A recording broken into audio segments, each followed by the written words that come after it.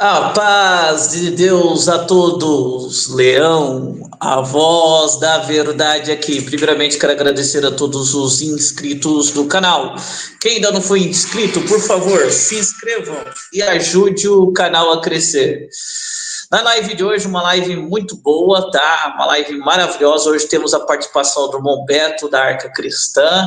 Uma live que a gente vai refutar algumas falas calvinistas. Antes de mais nada, eu quero deixar bem claro que eu, Everton, conhecido como Leão, a voz da verdade, irmão Beto, da Arca Cristã, não representamos a congregação cristã no Brasil, não somos representantes oficiais dela, não temos ligação com o Braz, com os irmãos do Mistério, nada. São dois membros que estão se usufruindo do direito democrático de defender a instituição a qual fazem parte, né?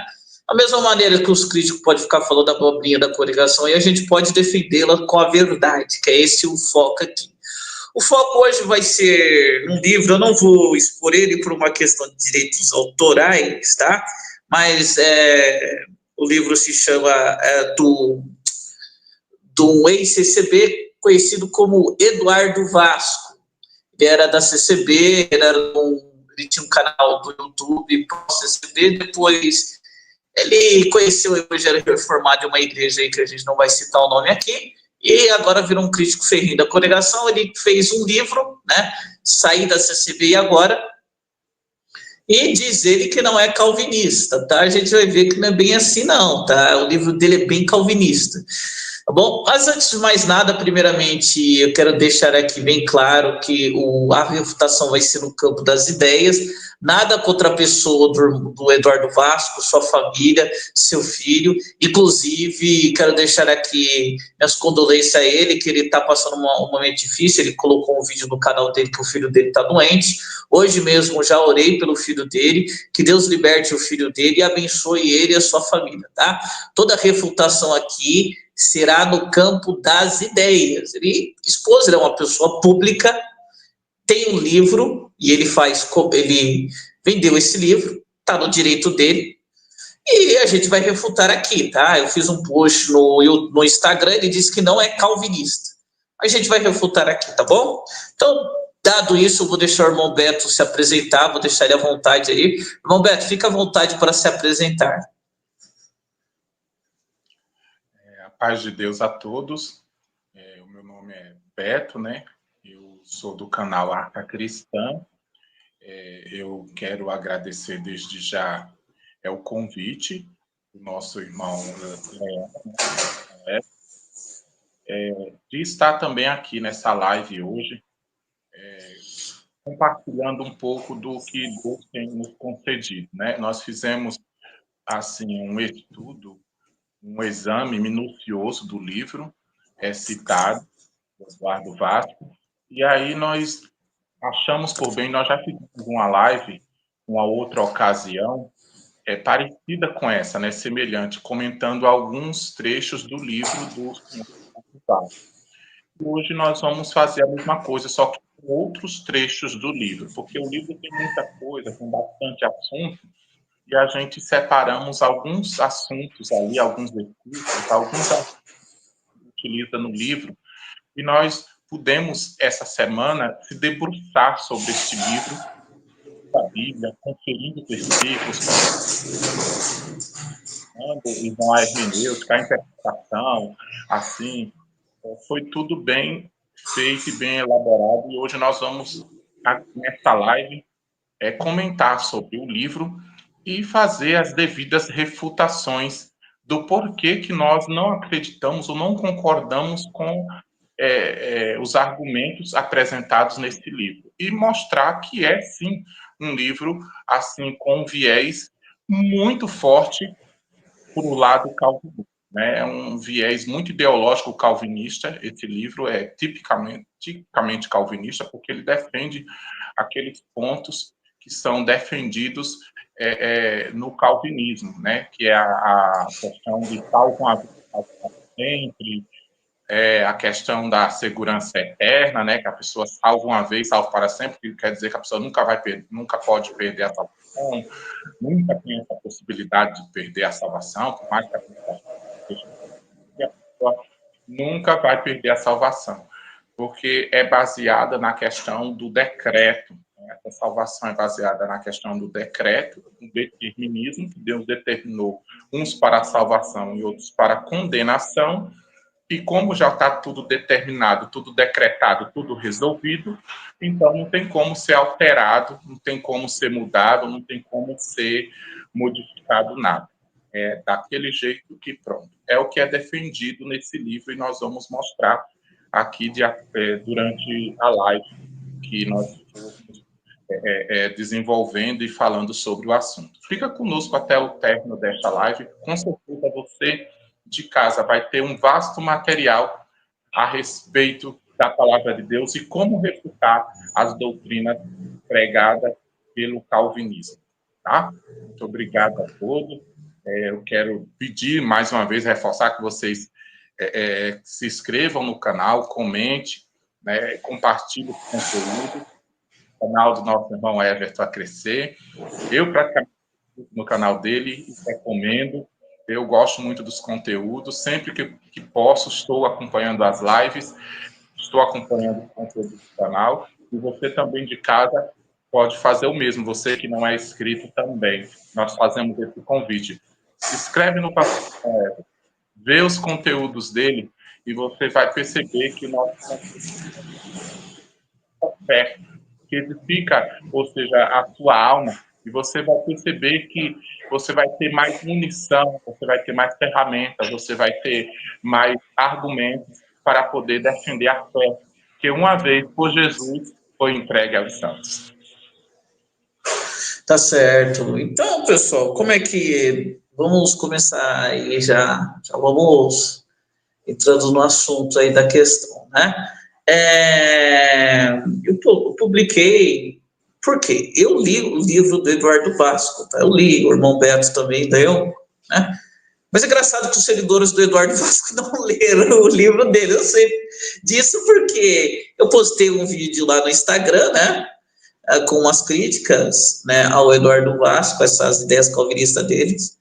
E os comentários dos seguidores do Eduardo Vasco, que vieram uma porrada deles, mostraram o desconhecimento do próprio livro do Eduardo Vasco. Aí você vê a questão, os próprios seguidores do Eduardo Vasco não estão lendo o livro dele. Mas tudo bem, eu li o livro. Assim, para quem leu o livro, várias partes do livro você vê calvinista, várias, não é uma só não, tá? Várias. É que aqui a gente vai centrar num capítulo 34, né?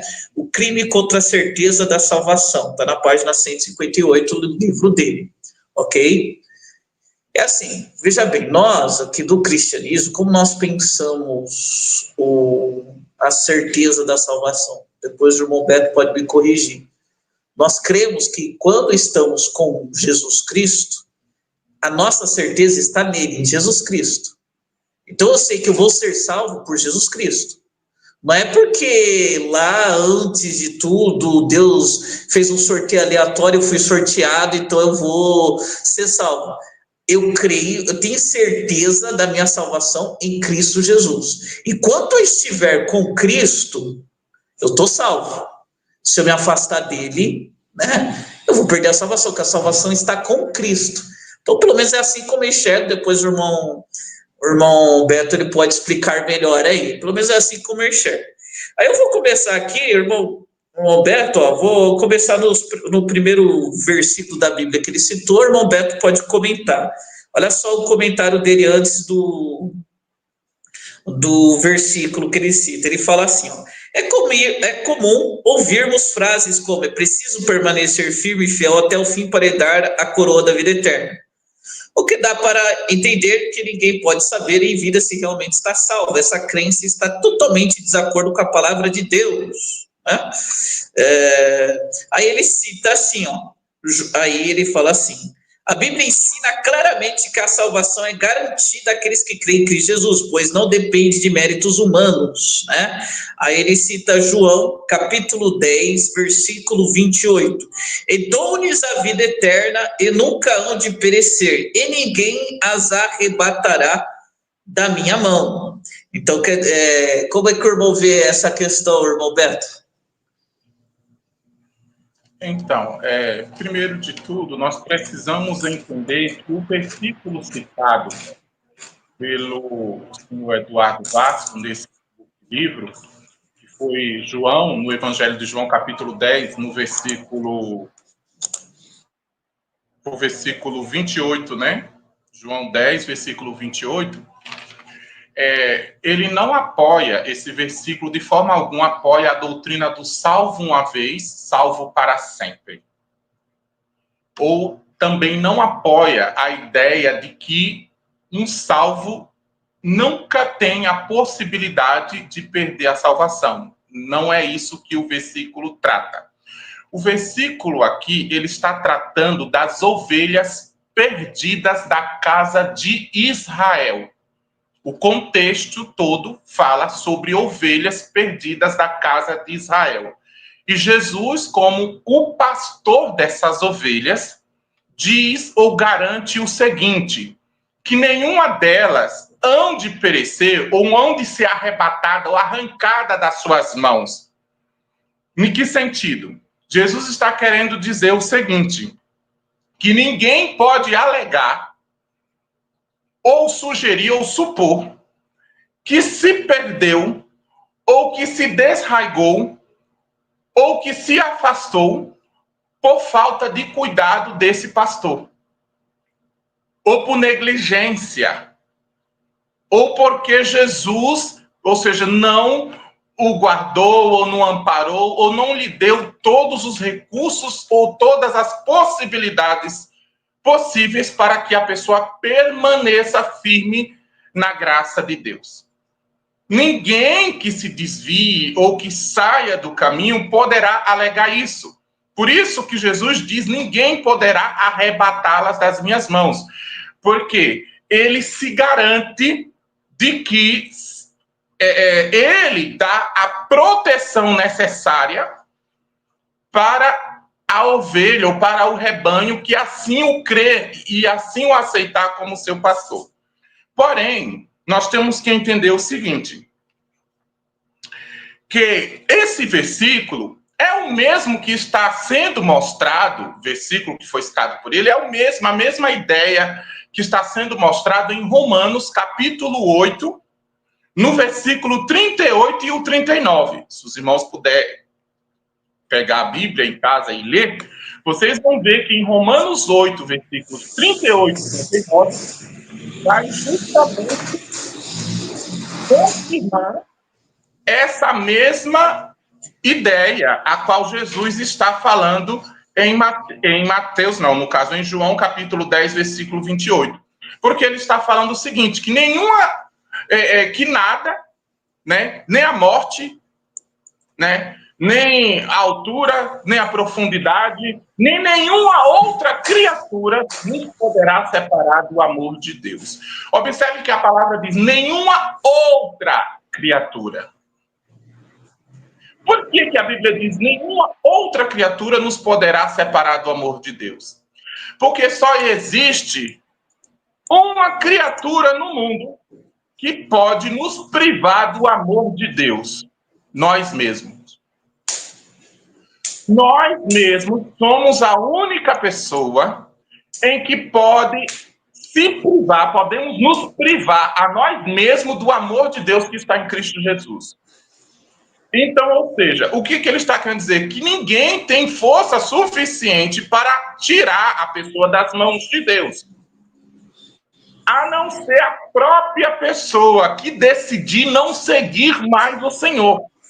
Que essa decisão, quando a pessoa diz que é o Senhor e serve a Ele com fé, Jesus de forma alguma lança aquela pessoa fora. Jesus mesmo disse, nenhum dos que vem a mim, de maneira nenhuma eu lançarei fora. Porque Jesus não lança ninguém fora.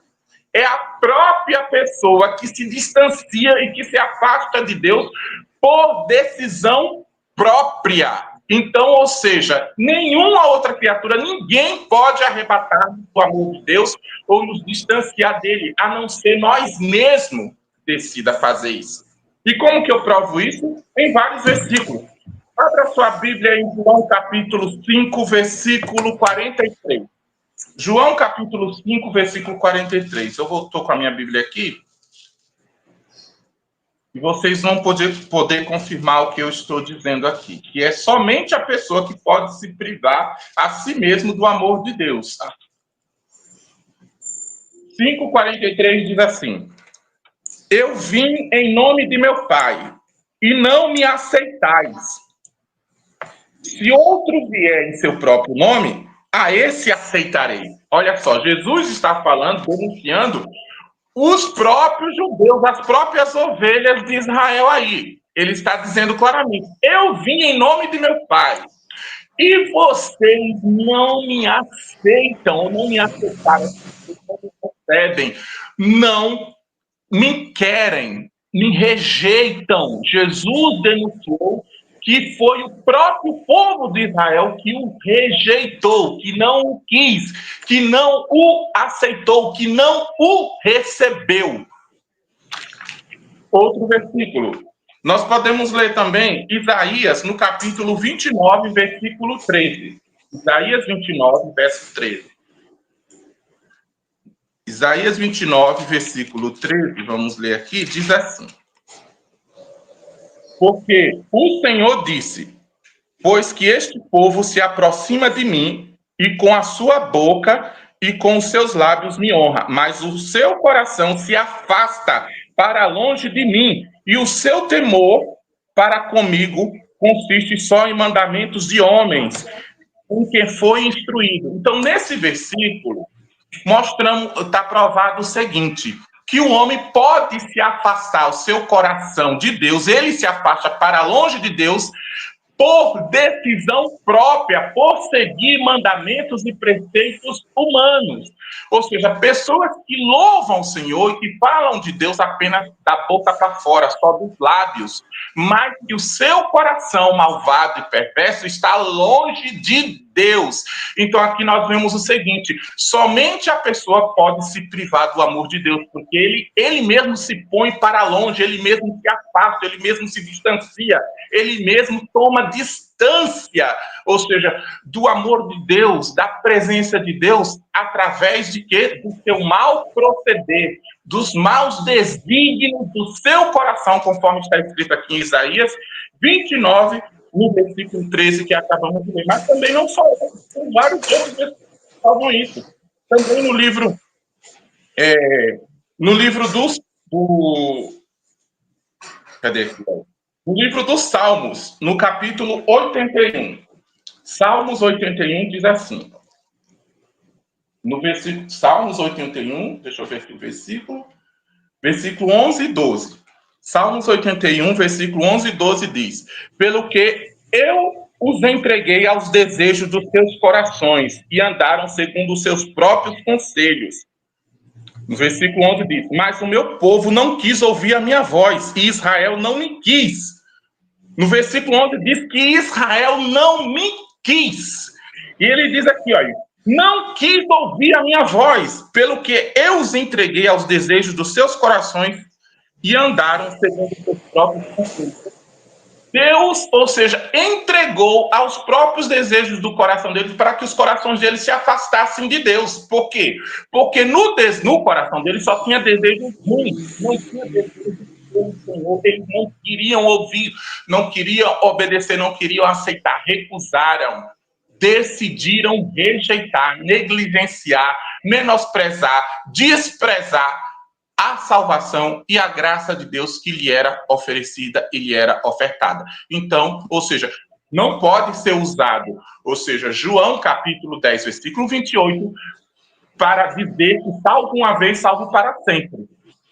Não é isso que o texto trata. O texto está tratando apenas o seguinte, que Jesus está querendo dizer que não é por culpa dele, ou seja, por culpa de Jesus, não é por culpa de Deus. Por culpa de Deus, né? Se alguém chegar a se afastar ou desviar, porque ele providencia, ele se garante e ele providencia todos os recursos necessários para que o cristão seja salvo e permaneça na graça de Deus. Caso ele não persevere e desista, não pode de forma alguma culpar ao Senhor ou sugerir que foi descuidado, negligência da parte do Senhor, uma vez que Jesus disse que ninguém pode arrebatá-las das suas mãos, porque ele se garante.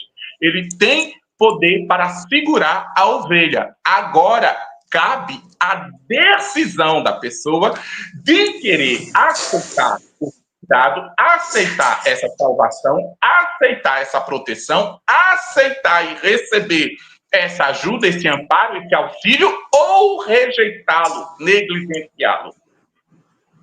Sabendo que, na segunda opção, né, a pessoa que assim optar não poderá, de forma alguma, culpar o Senhor, ou seja, por suas próprias decisões, por suas próprias condutas ou por suas próprias escolhas. Tá certo.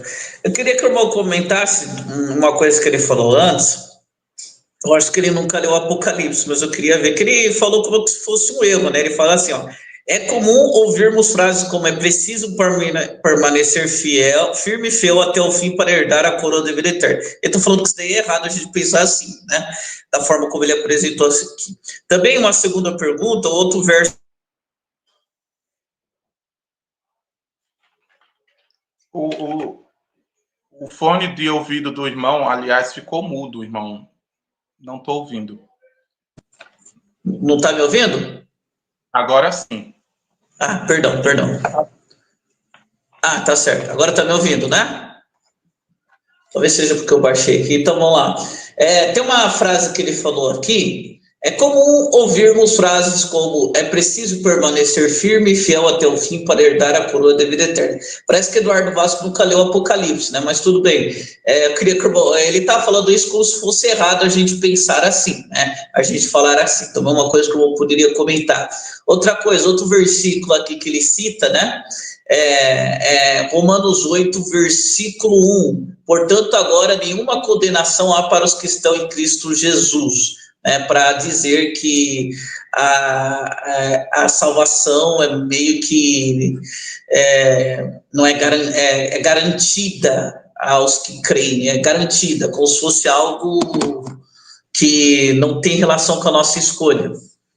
Vamos ficar à vontade. Primeiro, quando a pessoa na congregação ela dá esse testemunho dizendo que se permanecer firme e fiel, herdará a coroa ou receberá a coroa da vida ou o galardão, né? Porque isso são as recompensas de Deus, isso é bíblico, irmão, está escrito na palavra, né? Não tem como a gente fugir da própria escritura, porque é o que está mostrando na escritura, e eu trouxe aqui vários textos para a gente mostrar isso aí. Que o que diz na congregação é totalmente de acordo com as escrituras. Nós não estamos se referindo, dizendo que a pessoa é salva pelas suas obras. Nós estamos falando, ou seja, da redenção final, da coroa da terra, a glorificação, a glória, ou seja, os céus, o estar com Deus na sua glória, bem-aventuranças celestiais. Ou seja, o estado de glorificação, a redenção final, a salvação em seu estado terminal. Porque nós precisamos entender que a salvação ela é um processo, né? Primeiro, a Bíblia fala sobre o quê? Sobre que nós fomos salvos. Nós somos salvos de quê? Da condenação do pecado. Nós somos salvos também. A Bíblia fala que nós somos salvos também. Somos salvos de quê? Da influência, do poder do pecado. Isso é santificação. É uma salvação também. E existe um estado final, que seremos salvos da presença do pecado. É quando, justamente, nós não estaremos mais aqui nessa terra. Estaremos lá na glória, recebendo o galardão e a coroa de vitória, recebendo a coroa de glória, nesse sentido. E só quem vai alcançar essa coroa de glória, essa coroa de vitória e cantar o hino da vitória, que nunca foi cantado, é o que permanecer fiel. É justamente isso, é o que permanecer fiel. Como que eu provo isso? Abra sua Bíblia e confiram comigo no livro do Apocalipse, no capítulo 3, versículo 11. Apocalipse 3, 11. Vamos ler. Apocalipse, no capítulo 3, versículo 11. Depois eu vou comentar o Romanos aí que ele citou. Mas primeiro eu vou mostrar esses versículos aqui, para mostrar para os irmãos que o que a gente fala é embasado nas Escrituras Sagradas. Olha, Apocalipse, capítulo 3, vamos ler o versículo 11. Olha o que está escrito, se não está de acordo com o que é dito na congregação. Olha só. Versículo 11 diz: eis que venho sem demora, guarda o que tens, para que ninguém tome a tua coroa. Né? Então aqui diz o seguinte, Jesus está querendo dizer o seguinte: guarda o que tens. Esse guardar o que tens é guardar o quê? O bom depósito da salvação.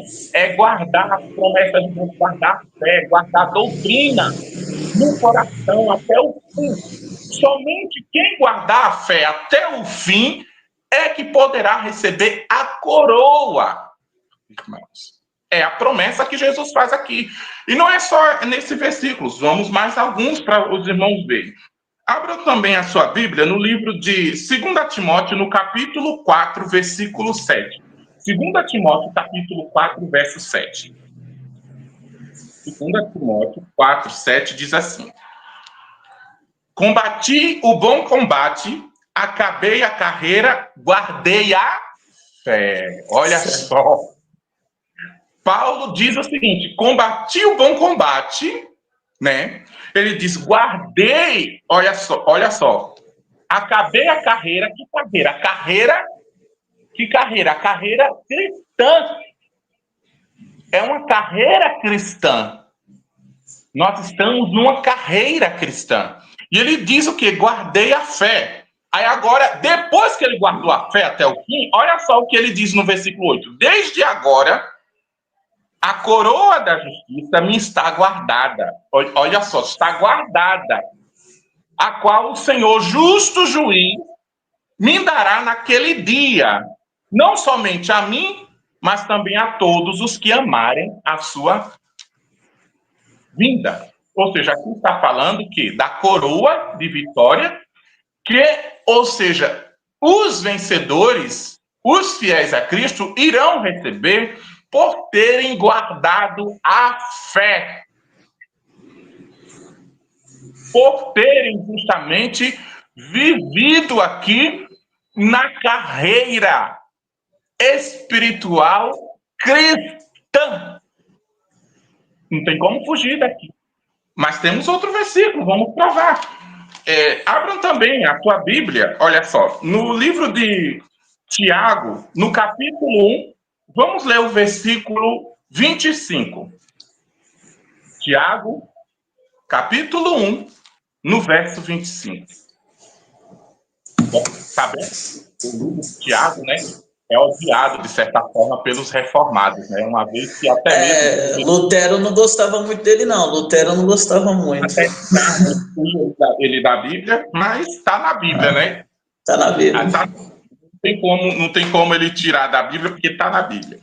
Vamos lá. Tiago, capítulo 1, verso 25, diz: aquele, porém, que atenta bem para a lei perfeita da liberdade, e nisso persevera, não sendo ouvinte esquecido, mas fazedor da obra, este tal será bem-aventurado no seu feito. Olha só.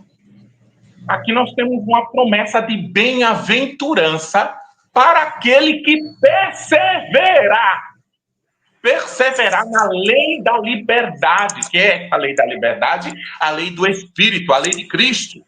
Né? Ele diz, aquele que perseverar, não sendo ouvinte esquecido, ou seja, não é só ouvinte da palavra, ele tem que ser o quê? Fazedor da obra. O que é fazedor? Cumpridor. Obedecer a fé que ele havia recebido ou aceito. Tem que obedecer essa fé. Fazendo isso, ele está aqui uma promessa de bem-aventurança, porque ele será bem-aventurado. Quer dizer, a palavra bem-aventurado significa muito feliz. Aí eu lhe pergunto, essa felicidade que está falando aqui é uma felicidade terrena, passageira, terrestre, humana? Não, está se referindo à felicidade do justo, uma felicidade eterna, um gozo eterno, uma felicidade celestial. Entendeu? Então, A salvação não tem por onde correr. Irmão, biblicamente falando, a salvação, nós temos que entender, ela precisa ser preservada, conservada, mantida, guardada até o fim. Ela é um presente de Deus, isso nós não negamos. Mas como todo presente, nós precisamos guardá-lo, nós precisamos preservá-lo, nós precisamos mantê-lo até o fim. Entendeu? Só fazendo isso até o fim, nós estaremos, ou seja, garantidos para a redenção final. A salvação precisa ser perseverada, preservada. Nós temos que guardar a salvação, ou seja, para que nós não venhamos perder aquilo que nós tenhamos ganho. O que foi que nós ganhamos? Nós ganhamos graça, a salvação. Nós não podemos perder o que nós temos ganho, né? Vamos outro versículo aqui, para que os irmãos saibam que o que eu estou dizendo é totalmente de acordo com a própria Escritura. Abram a sua Bíblia também no livro de Marcos, no capítulo 13, no versículo 13. No Evangelho de Marcos, capítulo 13, verso 13, diz. Olha só que coisa interessante. Marcos 13, verso 13. Diz assim.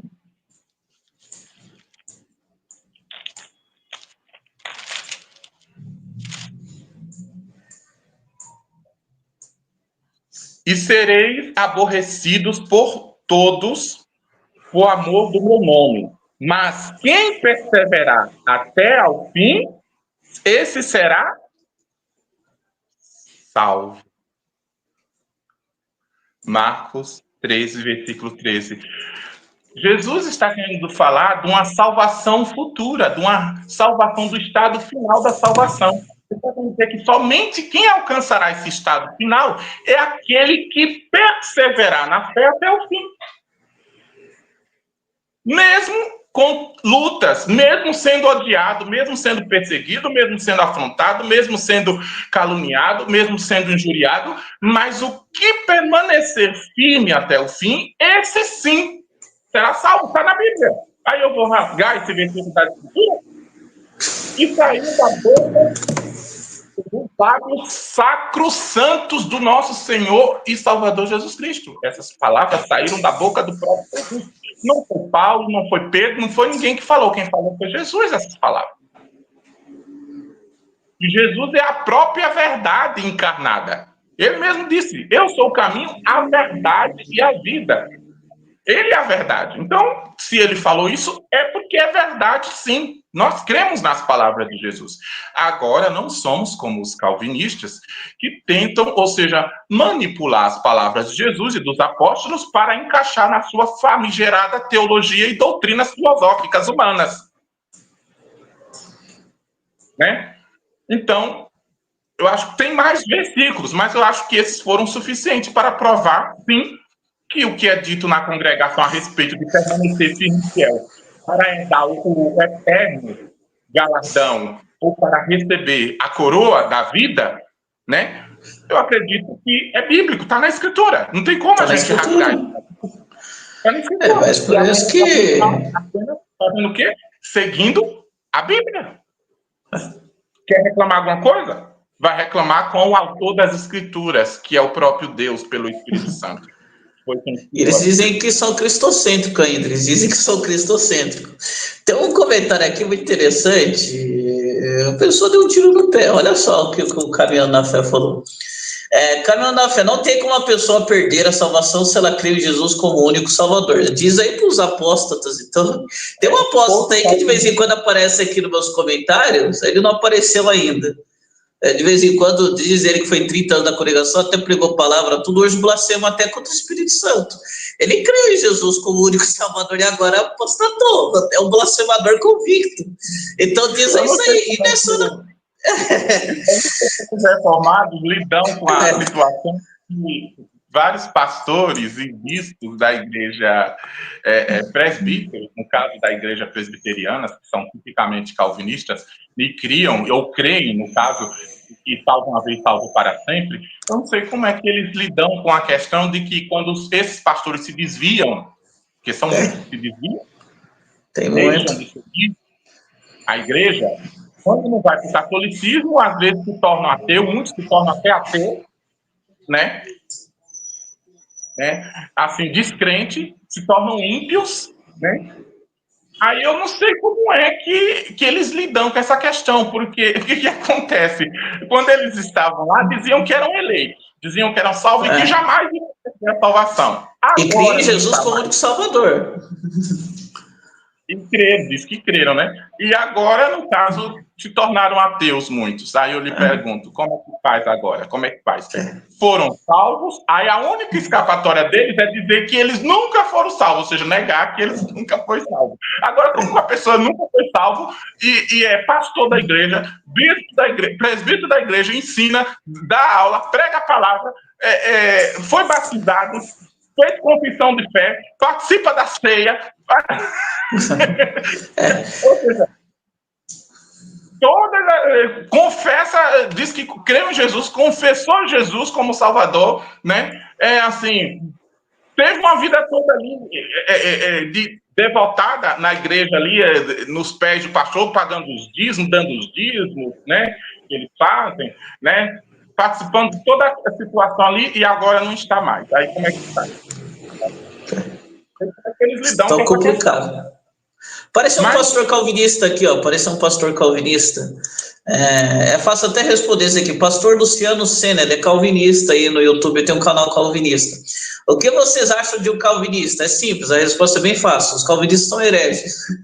Vou ter outra resposta para mim, herege. O que o irmão acha? Eles são pseudo-cristãos.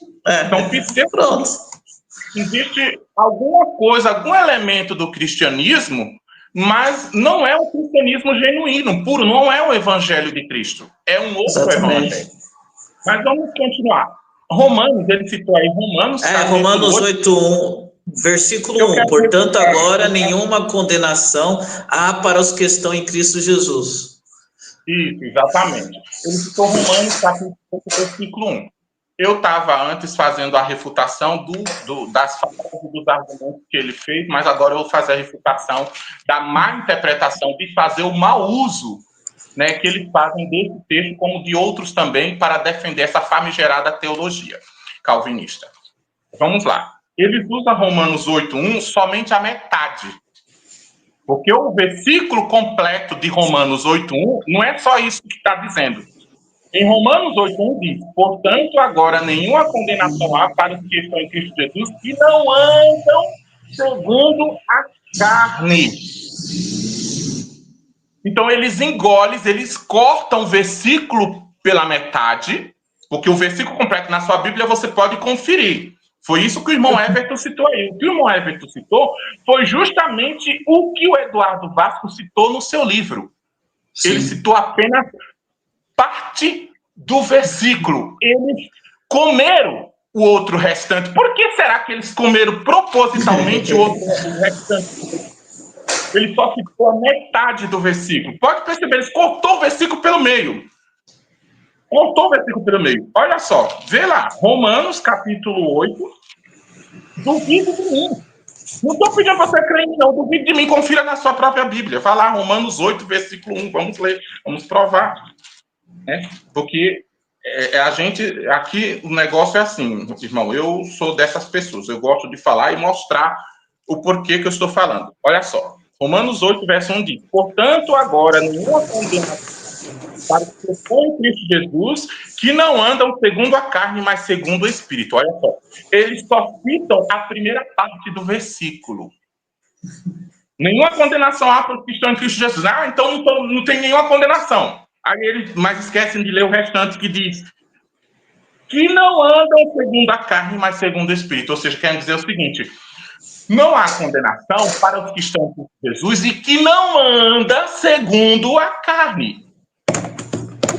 Segundo a carne, por quê? Porque as obras da carne, a Bíblia diz que são manifestas, as quais são idolatria, prostituições, lascívias, impurezas, bebedices, glutonárias, invejas, homicídios, roubos, né?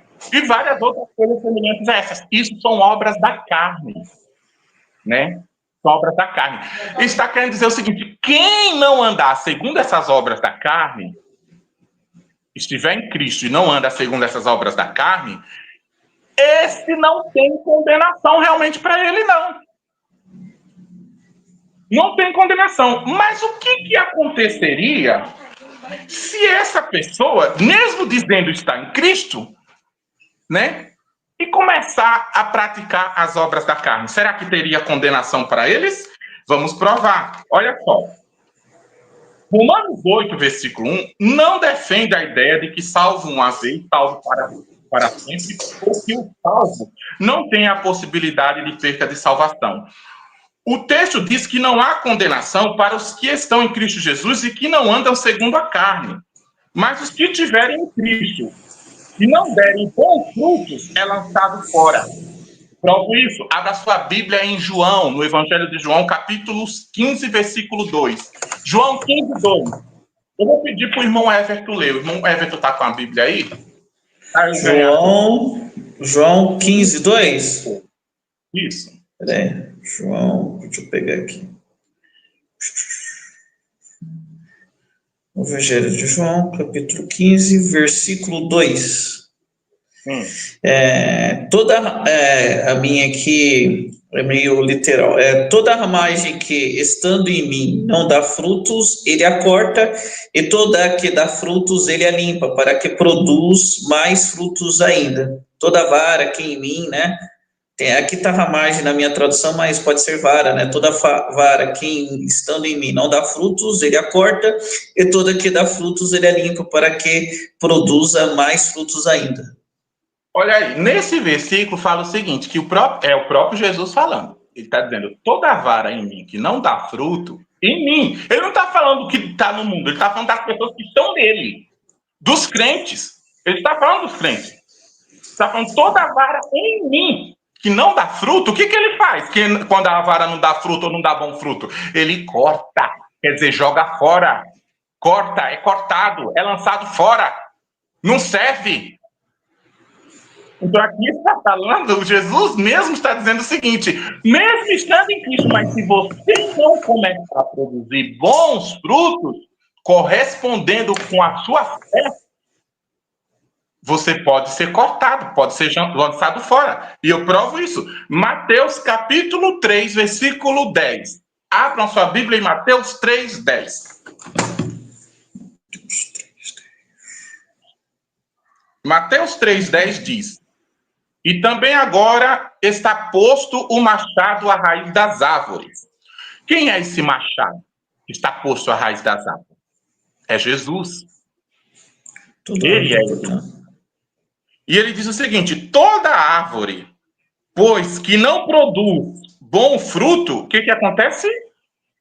Nunca vai ser cortada. Não diz isso, diz. É cortada e ainda o quê? Lançada? Lançada ao fogo.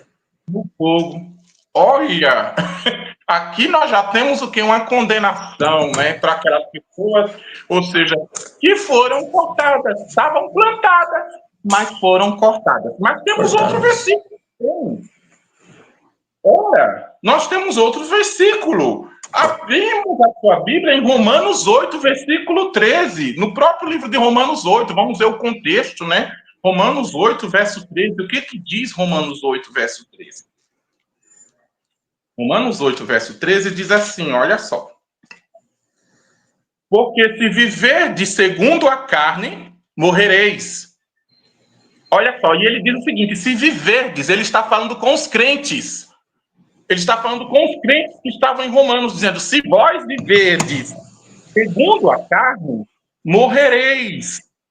Mas se pelo Espírito mortificardes as obras do corpo da carne, vivereis. Ou seja, ele está justamente dizendo o seguinte, que a vida eterna está condicionada justamente a que aqueles que não vivem ou que não andam segundo a carne. É difícil entender isso. É por isso que na congregação cristã no Brasil, nós incentivamos e estimulamos os irmãos à prática das boas obras e à santidade. Não para ser salvo, porque já fomos salvos, mas para nos mantermos salvos, para guardarmos a fé, guardarmos a herança, guardarmos esse tesouro precioso que recebemos em vasos fracos, para que, quando ele se manifestar na sua glória, nós tenhamos confiança de receber o inteiro, avultado e grande galardão. É difícil entender isso. Pronto. Mas pensa que é só esses versículos? Temos vários outros. Temos vários outros, irmãos, para mostrar. Né? Abra também a sua Bíblia. Olha, no livro de Romanos, no capítulo 11. Romanos 11. Romanos, capítulo 11. Olha.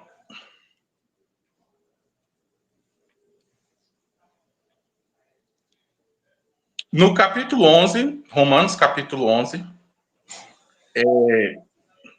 no versículo 18, diz assim: não te glories contra os ramos, e se contra eles te gloriares, não é tu quem sustenta a raiz, mas a raiz é ti. Versículo 19 diz: dirás, pois, os ramos foram quebrados para que eu fosse enxertado. Versículo 20: está bem, pela sua incredulidade foram quebrados, e tu estás em pé, pela fé. Ele diz: então não te ensoberbeças, mas teme. Versículo 21, porque se Deus não poupou os ramos naturais, teme que não poupe também a ti. Olha, aqui é claro, aqui está um verdadeiro abatimento à soberbia calvinista, porque eles são soberbos em relação à salvação, se gloria, né, dizendo, nós já somos salvos, não precisa de mais nada, nem não sei o quê, e já estou no céu, já acha que já está na glória, já recebeu o galardão, já recebeu tudo, né? Mas o apóstolo Paulo diz o seguinte: você está de pé pela fé, não se ensoberbeça, não se glorie, tema, quer dizer, tenha temor, porque se Deus não poupou o Israel que eram naturais, os ramos naturais, teme também que ele não possa poupar a ti, porque se os naturais foram cortados, foram rejeitados, foram, ou seja, afastados, você que também sendo jambuzeiro foi enxertado na videira, se você começar a se soberbecer e começar a se exaltar e se gloriar, você também vai ser cortado, como eles foram. É o que está dizendo o texto, não tem para onde fugir. Por isso que na congregação nós não podemos ficar soberbos. Nós incentivamos os nossos irmãos a permanecerem humildes. Humildes. Nunca exaltar a si mesmo, porque a Bíblia diz: aquele que a si mesmo se exaltar, será humilhado. E o que a si mesmo se humilhar, esse será exaltado. Então, que nós recomendamos, irmãos, que permaneçam humildes, que sigam a humildade, que sigam a caridade, que sigam a santidade, sem a qual ninguém verá o Senhor. Sem a qual ninguém verá o Senhor. Porque, irmão, nós temos que entender as coisas. Que a salvação, ela é pela fé e pela graça. Isso aí é um rótulo. E os opositores da obra quiseram colar na congregação de que a congregação não acredita na salvação pela fé. que a congregação não acredita na salvação pela graça. Nós temos vários hinos na congregação, na nossa sinologia, que fala da salvação pela fé e pela graça. Como, por exemplo, o hino 129, o hino 166, o hino 205, o hino 228, o hino 162, o hino 384, o hino 349, o hino 386, o hino 345, o hino 269, o hino 239, o hino 252, aliás, 352, 355, 246, 283, o hino 90 e vários outros hinos que se eu for citar aqui, eu vou perder muito tempo aqui falando. Mas são vários hinos que falam da salvação, tanto da salvação presente, como da salvação futura e como da salvação que foi feita no passado. No passado. Fala da salvação nos 3 estágios, passado, presente e futuro. Os hinos. Não só na hinologia, na própria doutrina oficial da igreja também fala que o único Salvador é Jesus. No ponto de número 3 diz: cremos que ele é o único Salvador, pois sofreu a morte pela culpa de todos os homens. Ou seja, falando que Jesus é o único Salvador, porque ele é quem sofreu a morte pela culpa de todos os homens. O que a doutrina calvinista nega, né? Porque eles não acreditam que Jesus sofreu a morte pela culpa de toda a humanidade. Ele diz que foi apenas por um grupo seleto, separado, um pouquinho de pessoas, né? Um bocadinho de pessoas aqui, né? Que Deus só quis demonstrar amor, só quis salvar aquele bocadinho de gente ali, né? Não quis salvar os demais, né? Isso é o que reza, o que prega a doutrina calvinista, e a congregação vai justamente de encontro a essa doutrina, ou seja, vai na contramão dessa doutrina, porque a congregação, ela prefere ficar com o testemunho, ou seja, dos apóstolos, com o testemunho de nosso Senhor e Salvador Jesus Cristo, que assim atestaram nas Escrituras que Jesus Cristo, sim, padeceu a morte, porque ele é o Cordeiro de Deus, que tira o pecado do mundo, e não de algumas pessoas do mundo, né? Nós temos que entender também, irmão, o seguinte, né? Que a crença da salvação por intermédio da fé e da graça está explícita na doutrina de número 5, nos tópicos de doutrina da congregação, que é os pontos de fé e doutrina que uma vez foi entregue aos santos, no tópico de número 5, que fala que nós temos que a regeneração e o novo nascimento só se recebe pela fé em Jesus Cristo, que pelos nossos pecados foi entregue e ressuscitou para a nossa justificação. Os que estão em Cristo Jesus são novas criaturas. Jesus Cristo por nós, né? Jesus Cristo para nós, feito por Deus, justiça, sabedoria, santificação e redenção. Essa é uns versículos abaixo também, para que as pessoas também possam conferir em suas próprias Bíblias. Essa doutrina oficial no site oficial da congregação no Brasil, também na contracapa do nosso inário, como também no Estatuto da Congregação Cristã no Brasil, regido por lei em nosso país. Então, assim, é algo oficial da igreja, é algo, ou seja, contundente, bíblico e coerente.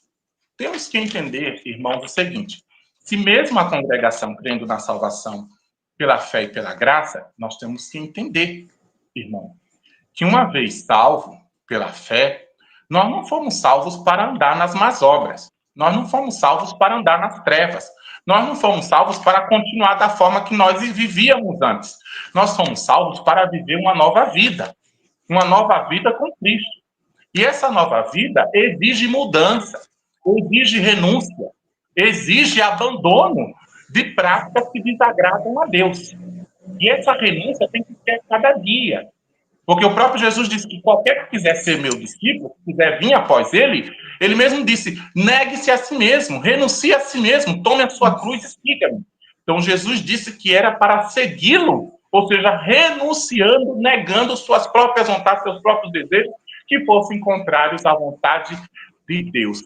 Então, o que acontece? A congregação cristã no Brasil incentiva os cristãos justamente a permanecerem na fé e na graça, a lutar e combaterem pela fé que uma vez foi entregue aos santos, né, irmãos? no combate da fé e militar a carreira da fé, a carreira espiritual, porque a nossa fé não pode ser cega e nem morta, ela tem que ser viva, e a fé viva, ela tem que ser com as obras. Então nós precisamos não de obras humanas, são obras feitas em Cristo, são obras feitas em Deus, pela fé, porque tudo que não é de fé é pecado. Tudo que é assim, irmão, agrada a Deus. Porque a Bíblia diz que sem fé é impossível agradar a Deus.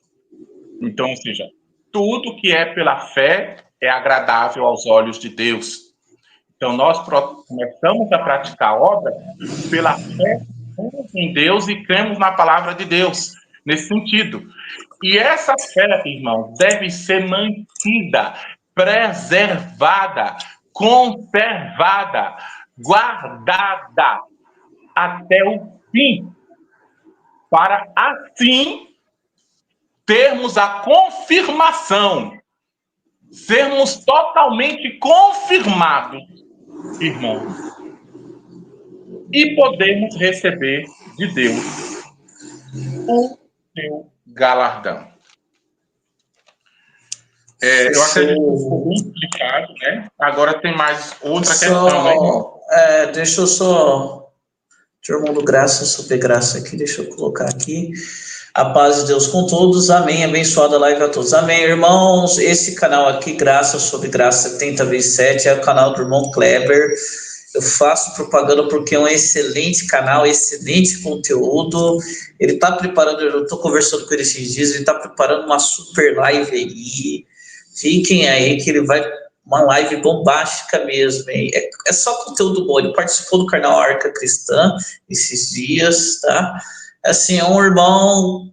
Se alguém, por acaso, aqui não for inscrito no canal dele, é inscrito no meu canal, vai lá no canal do Irmão Graça sobre Graça, se inscreve. Conteúdo, eu falo assim, ele é até melhor do que o meu canal, tá bom? Aí vão lá, que Deus abençoe o irmão Kleber, a gente vai marcar uma live um dia aqui também, tá bom? Pastor Luciano Sena, ele fez uma pergunta aqui que é tão fácil, eu vou responder, que eu nem vou... É fácil responder as perguntas do irmão Luciano Sena. Se o calvinista é herege assim, por que vocês estão usando a tradução de um calvinista João Ferreira de Almeida? Isso aí é simples, né?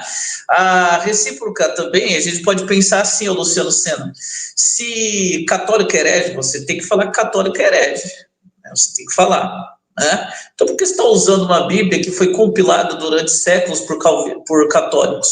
Por que você crê numa trindade que foi pregada durante séculos pelos católicos, né? Sabe por quê? Uma coisa bem simples, o que é certo a gente vai manter, a gente retém o que é bom, né? Faz o que o Paulo falou, retém o que é bom, né? Outra coisa, João Ferreira de Almeida, ele só traduziu uma palavra de Deus. Ele foi lá do grego, foi do latim de Jerônimo, né? E traduziu em português só isso. As que a gente tem atualmente nem é perto daquela original que ele traduziu, tá? A gente já está um português bem mais avançado que aquele que ele traduziu. Simples assim, acho que está respondido, nem precisa ficar nesse falta aí. O irmão quer falar alguma coisa, mas eu acho que já está respondido, né, irmão? Eu acho que está assim, porque a gente tem que ter também, assim, o fato, nós temos que entender que a Bíblia não é de Calvino, não foi Calvino que fez. João Ferreira, nem é de João Ferreira a Bíblia, não. A Bíblia, ela existia muito antes de João Ferreira de Almeida, muito antes de Calvino, e ela não é de nenhum reformador. Nenhum reformador pode alegar, ou pode, no caso, querer, assim, dizer que a Bíblia é dele, ou de sua autoria. Não pode. Isso aí... Quer ver um traço histórico? O Lutero, essa Bíblia vernacular alemã que Lutero traduziu lá, ele se baseou em um católico chamado Erasmo de Roterdã. Então, quer dizer, não faz sentido essa fala dele aí. Isso daí, eles não são proprietários da Bíblia, não são donos da Bíblia. Tá ok? A Bíblia é da cristã.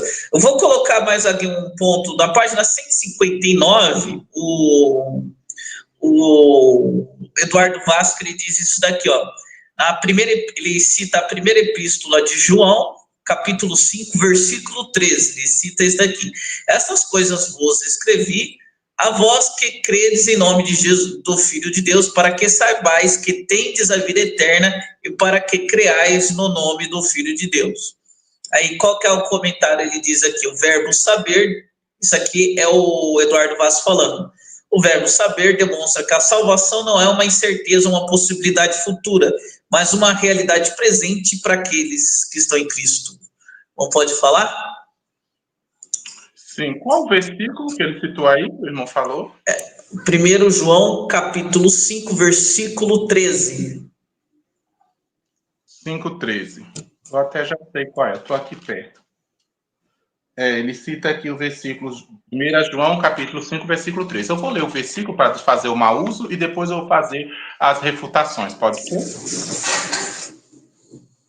Sim. Versículo 13. Manda ver. Uhum. E essas coisas vos escrevi para que saibais que tendes a vida eterna e para que creiais no nome do Filho de Deus. Muito bem. Aqui está falando, né, aos crentes, né, uma promessa que Deus fez. Quem sabe qual é essa promessa que Jesus fez aos crentes, aos cristãos? Eu provo para vocês. Essa promessa está registrada na primeira epístola do apóstolo João, capítulo 2, verso 25. Primeira epístola 2, 25. Essa é a promessa, olha só. Esta é a promessa que ele nos fez. Qual foi essa promessa? A vida eterna. É o que está dizendo aqui. Capítulo 2, versículo 25 diz: esta é a promessa que ele nos fez, a vida eterna. Tá. Então ele nos fez essa promessa. Só que o interessante é o seguinte, que a Bíblia diz o seguinte, que para que a gente possa alcançar essa promessa, que é a vida eterna, nós precisamos primeiro fazer a vontade de Deus. E agora? Para alcançar essa promessa, nós vimos que a promessa que Deus fez foi a vida eterna. Está lá em João, 1 João, capítulo 2, verso 25. A promessa foi a vida eterna que ele prometeu. Mas para nós alcançar essa promessa, que é a vida eterna, nós precisamos primeiro de tudo, fazer a vontade de Deus. Como que eu provo isso? Abra sua Bíblia no livro de Hebreus, capítulo 10. Vamos ler o versículo 36. Hebreus 10, 36. Vou deixar o irmão... Eu não vou pedir para o irmão Everton ler dessa vez, porque parece que a versão... Oi? É que a minha versão é o Strong, né? Se quiser eu leio aqui, é que é o Strong.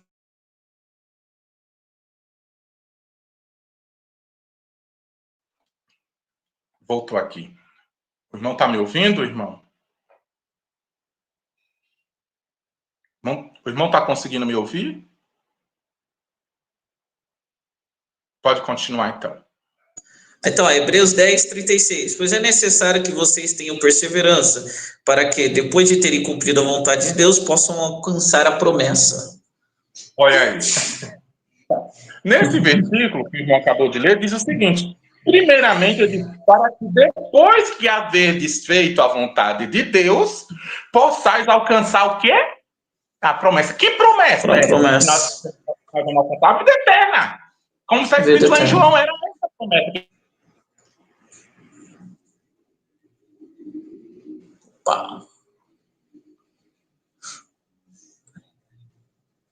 Peraí, vocês estão me ouvindo, pessoal? Deixa eu ver se fui eu que caí ou foi o irmão Beto que caiu. Peraí.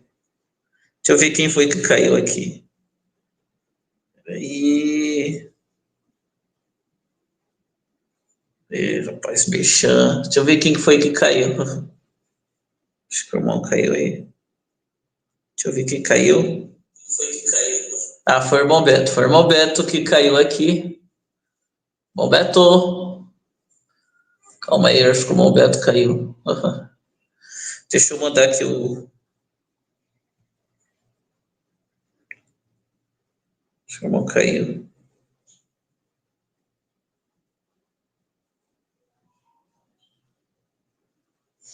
Deixa eu mandar aqui uma mensagem para ele.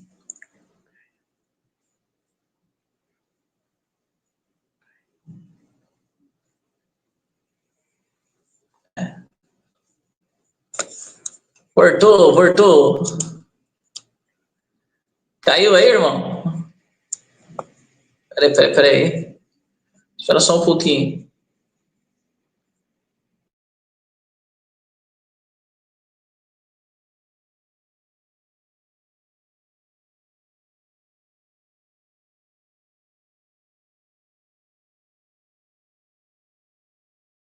E voltar aqui. Ao vivo tem essas coisas. A internet dele deve estar oscilando.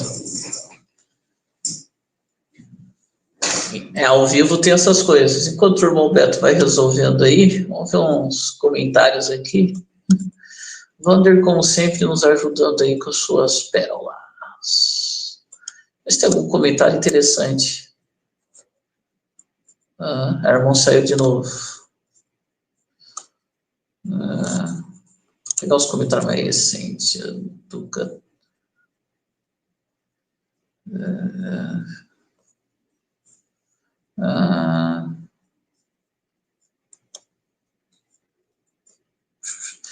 É que o professor Wesley Rodrigo está falando sobre o Eduardo Vasco. Sim, tem PDF lá, é só procurar ter o livro dele em PDF. Tá, irmão Milton Rodrigues, a paz de Deus, amém, irmão. Que Deus abençoe, irmão.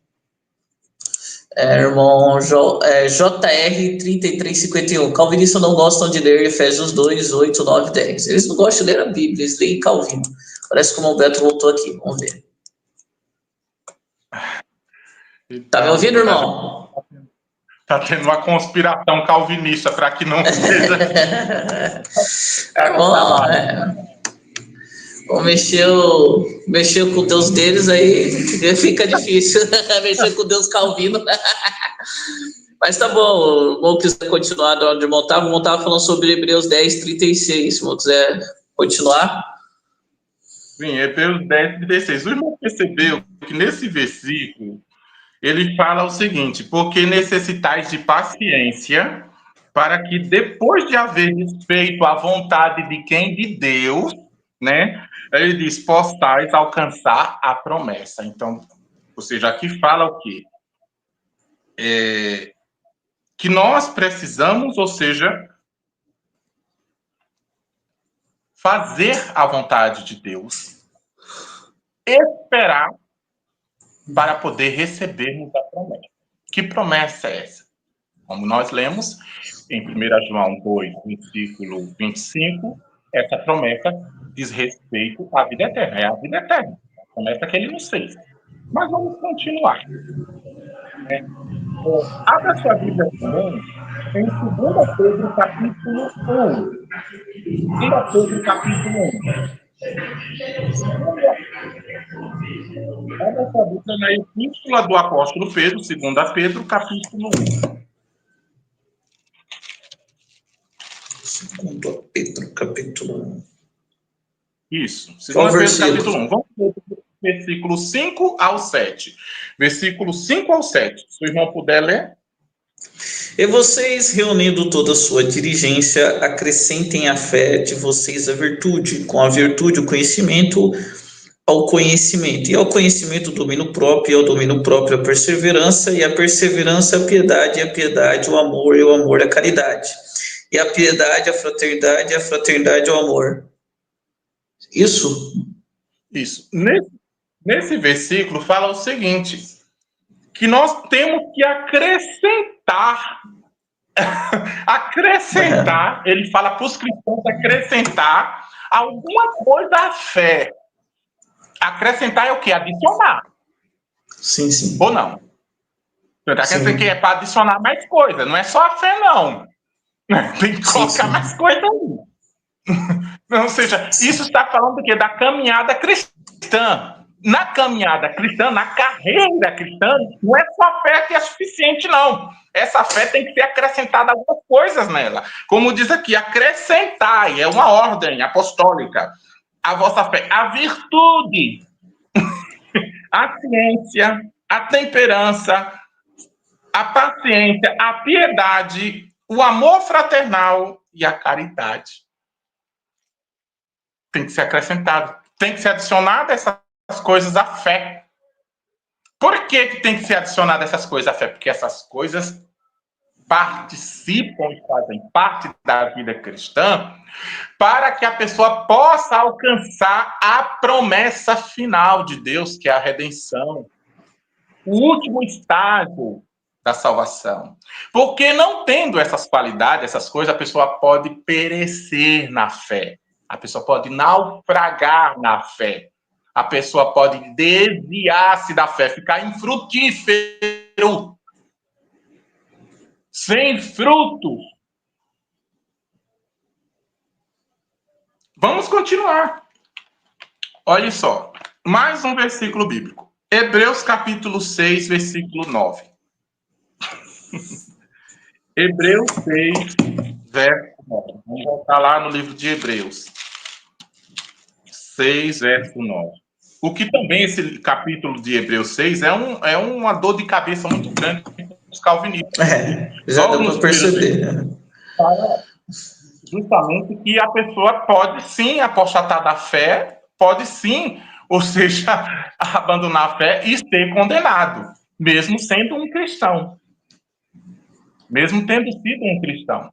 Então aqui, esse capítulo 6 de Hebreus é um problema muito grande para o calvinismo, né, que defende essa teoria. Mas nós vamos ler somente o versículo 9, onde diz assim: mas de vós, ó amados, esperamos coisas melhores, coisas que acompanham a salvação, ainda que assim falando. Então, nesse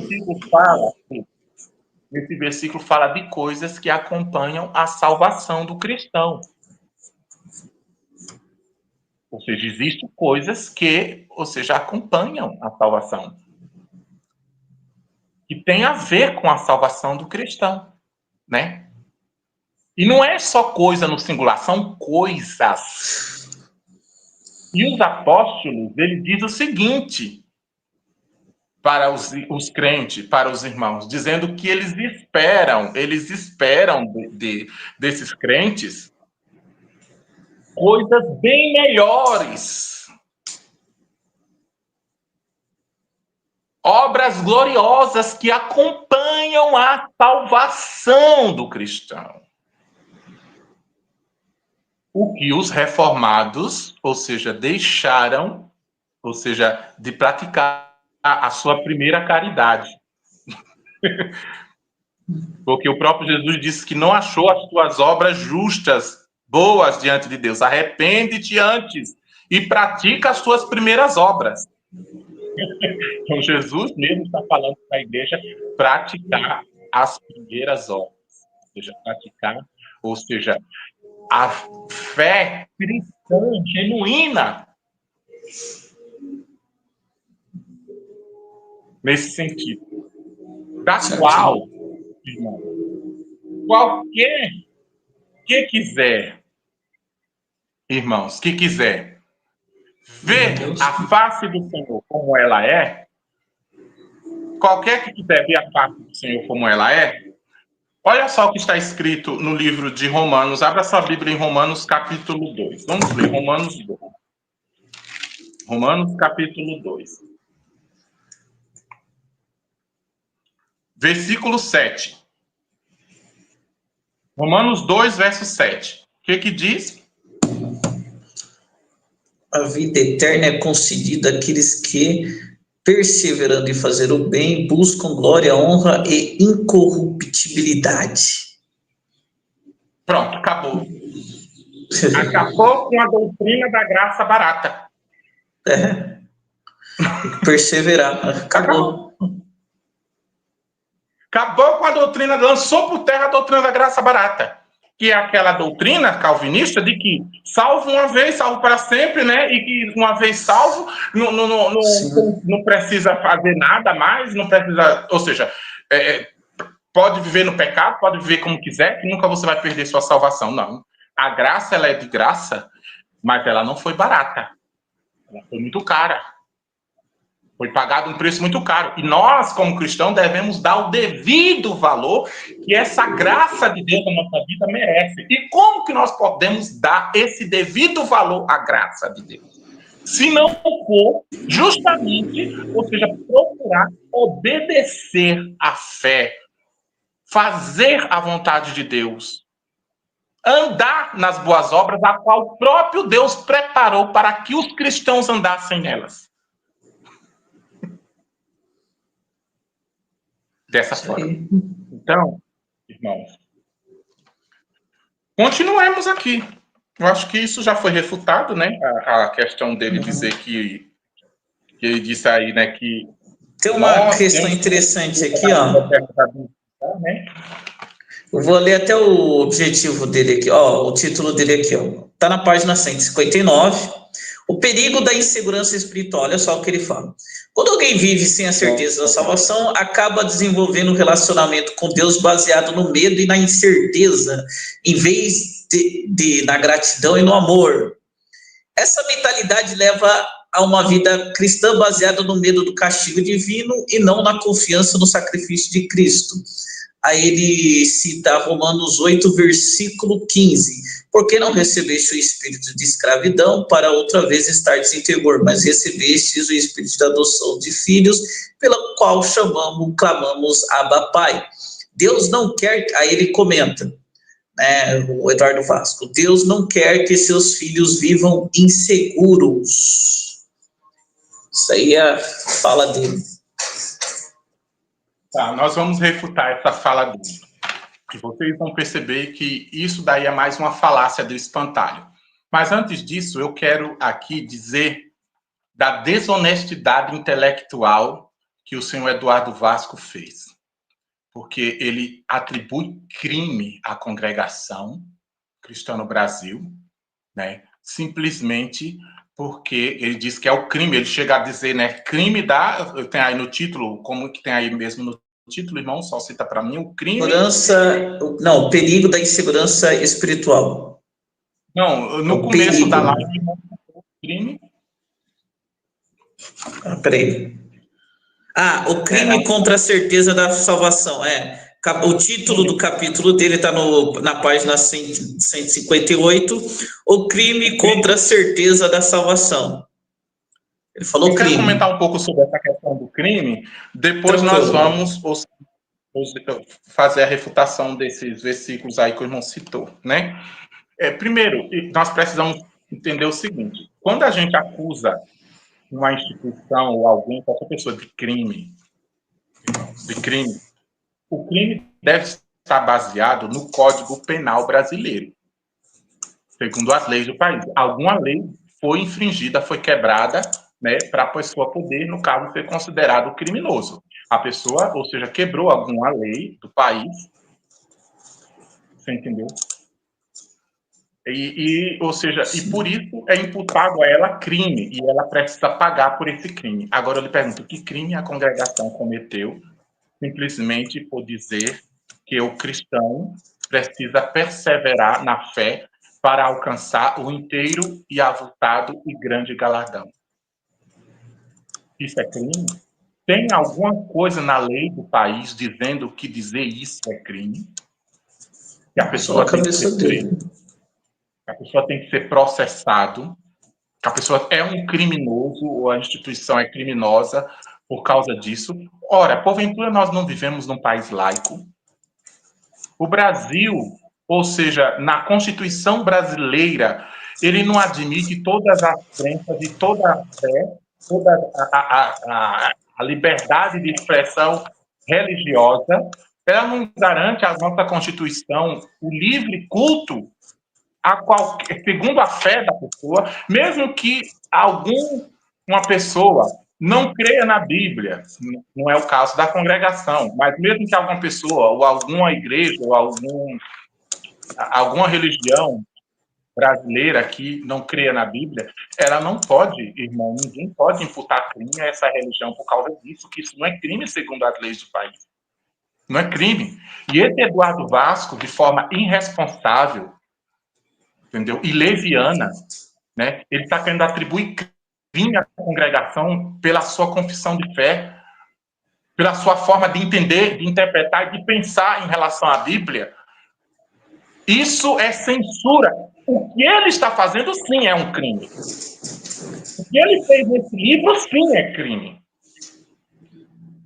É crime, porque é falso testemunho. Atribuir crime a uma instituição, pessoa, seja lá quem for, ou seja, de forma irresponsável, sem provar que realmente houve algum tipo de crime nisso aí. Eu quero que alguém pegue a confissão de fé da congregação, seja sincero, os pontos de doutrina, e veja se aqui tem algum crime. Porque se o senhor Eduardo Vasco acha que a congregação é criminosa porque confessa sua fé, porque professa sua fé da forma que ela entende e compreende, e cultua Deus conforme a sua fé em Deus, e isso é crime, então mostra o artigo, o Código Penal da lei.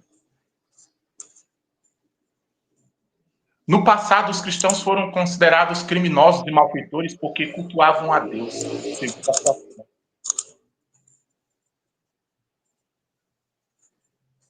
Só que os cristãos não estavam cometendo crime nenhum. Eles estavam apenas exercendo o livre direito deles de cultuar e de servir a Deus segundo a sua fé. É a mesma coisa que nós fazemos.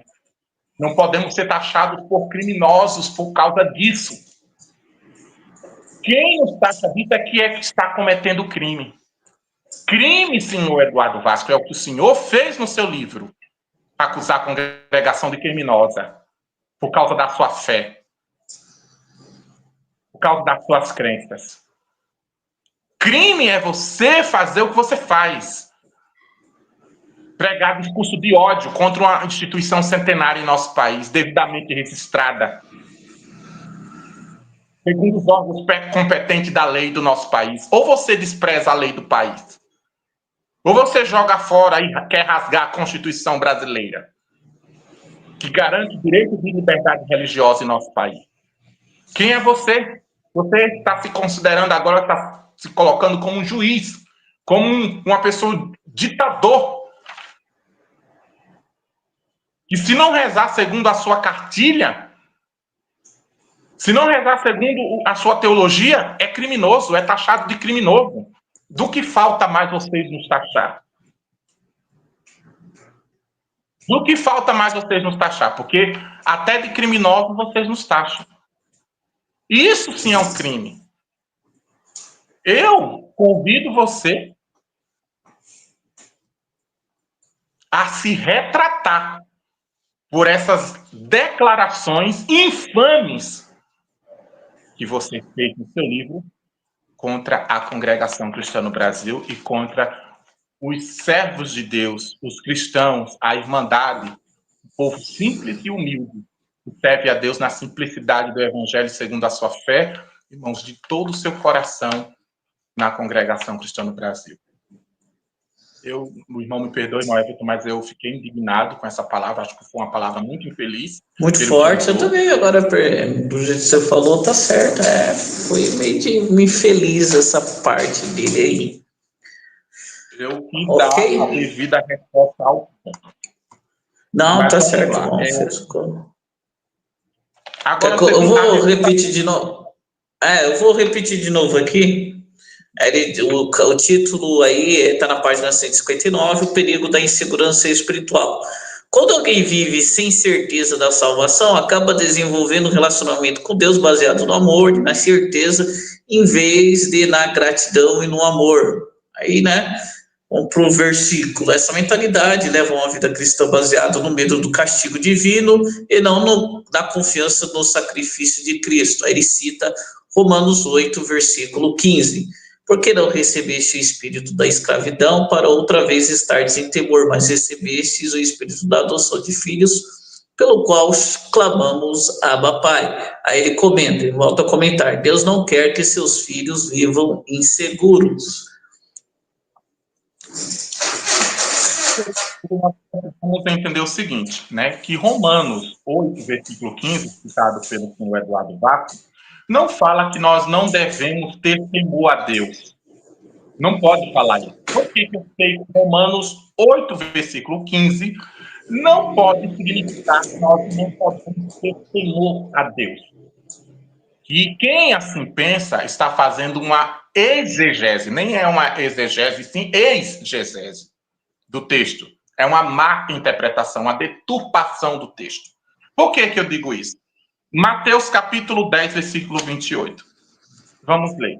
Mateus 10, 28. Eu começo com Mateus 10, 28. Vamos ler. O que diz Mateus 10, 28? Mateus 10, capítulo. Mateus 10, versículo 28. Sim. E não temam aqueles que matam o corpo, mas não podem matar a alma. Temam antes aquele que pode fazer perecer no inferno, tanto a alma como o corpo. Nossa, e agora? Misericórdia. Jesus Cristo disse que é para a gente ter temor a Deus, olha, não é para ter temor dos homens, mas a Deus sim, que pode jogar a alma no inferno. Tem medo de Deus fazer isso sim. O próprio Jesus falou isso. Vamos ler também Isaías capítulo 8, versículo 13. Isaías 8.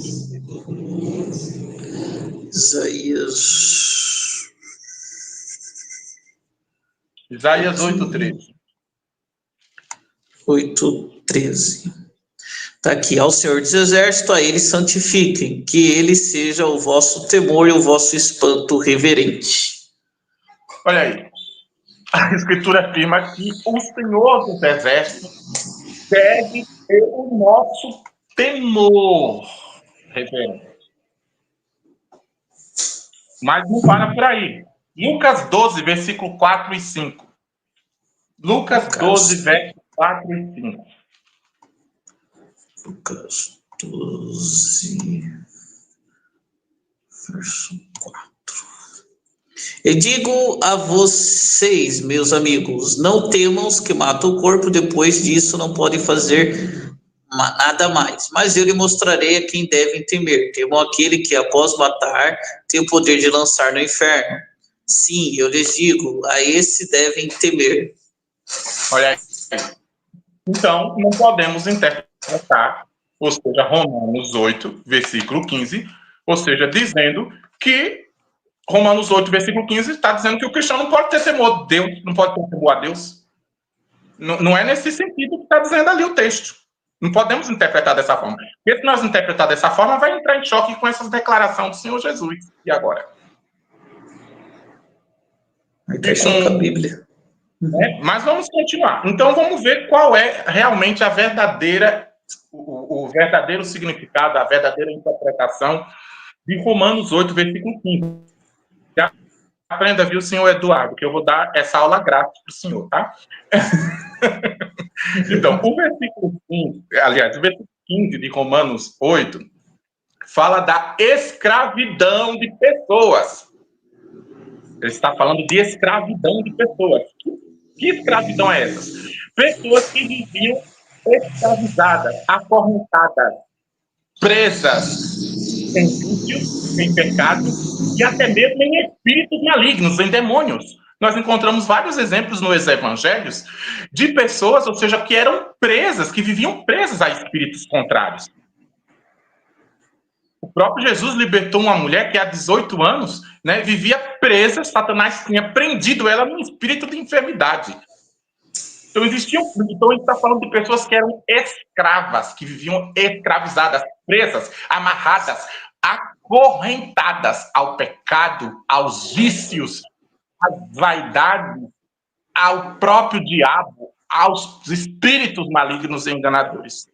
E o que ele está querendo dizer? É o seguinte: pessoas que viviam acorrentadas dessas coisas, e agora, tendo sido libertas, ou seja, tendo sido libertados em Cristo, pelo seu espírito de adoção, porque todos nós somos adotados, porque o filho legítimo só é Jesus Cristo, ele é o único e unigênito Filho de Deus, nós somos adotados pelo espírito de adoção. Então, depois que nós somos libertos dessas coisas, por Cristo, pelo espírito de adoção, fomos adotados a Deus, não precisamos mais ter temor, ter medo dessas coisas. Não precisamos mais ter medo dessas coisas. Por que nós não precisamos mais ter medo dessas coisas? Porque maior é o que está em nós do que o que está no mundo. Porque eles não têm mais poder sobre nós. O pecado não tem mais poder sobre nós. Os vícios não têm mais poder sobre nós. Os demônios não têm mais poder sobre nós. Por que não tem mais poder? Porque deles, do poder deles, nós fomos libertos. É isso que está dizendo o texto. Não está dizendo que não é para a gente viver uma vida irresponsável, sem temor a Deus. E sem medo de ser, ou seja, punidos ou castigados futuramente pela nossa má conduta ou pelos nossos maus pecados. Está tratando o texto que o seu Eduardo Vasco quer forçosamente colocar esse sentido no texto. Quer forçosamente colocar esse sentido no texto. Por que eu entendo que não é isso? O que trata? Isso não significa que nós não devemos vigiar, ter cautela, prudência, cuidado para não cair e perder o que temos ganho. Não significa isso. Significa que nós não devemos temer as forças malignas que nos escravizavam, porque delas nós já fomos libertos. Elas não têm poder sobre nós mais, como antes tinham. Quando andávamos segundo os desejos das nossas carnes, segundo o Espírito que hoje opera nos filhos da desobediência. É isso que fala o texto.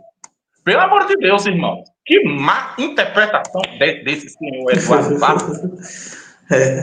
Aprende, senhor Eduardo Vasco. Por que eu não entendo que o cristão, não é errado o cristão ter medo, ou seja, de perder, ou seja, o prêmio, ou a salvação, ou perder aquilo que já tem ganho de Deus? Por que eu entendo que não é errado? Porque a própria Bíblia prova isso. Abra sua Bíblia, vamos provar. Abra sua Bíblia em 1 Coríntios, capítulo 10, versículo 12. 1 Coríntios 10, 12.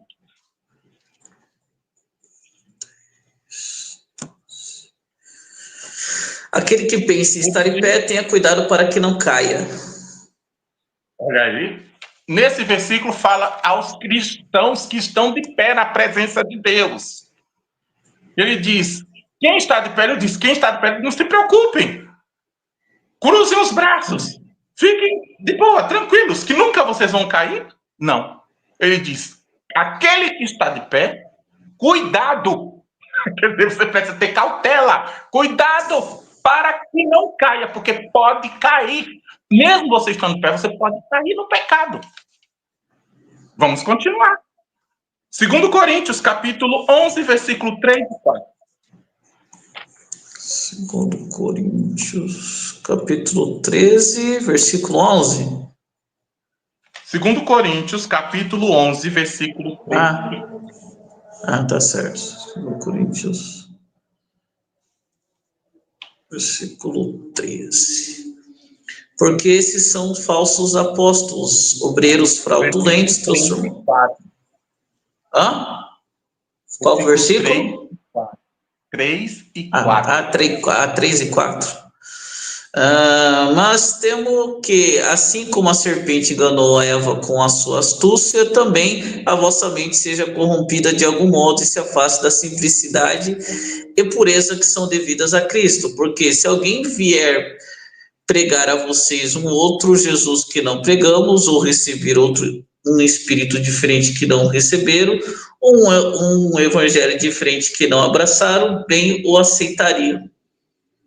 Isso. Olha aí.